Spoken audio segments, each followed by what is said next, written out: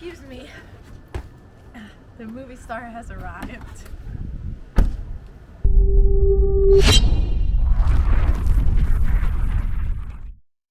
Hey guys, I'm here on site getting ready to set my shower pan. Yes, I'm still using foam. However, I wanted to share with you guys a tile chick quick tip for using Mapei 4-to-1.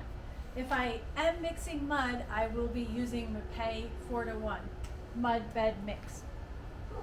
And my quick tip is to use the mud bed mix with this auger bit. I got it from contractorsdirect.com.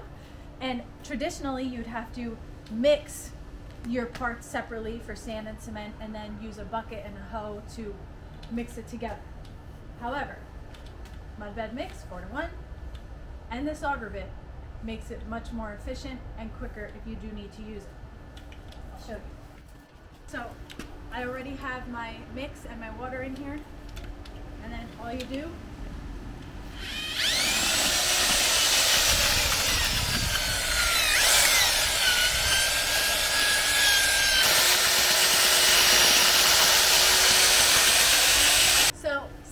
my tile chick quick tip is how do you tell if your mud bed mix is correct or your dry mix?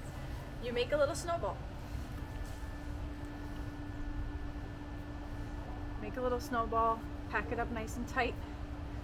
You should not have much residue left on your hands from your snowball.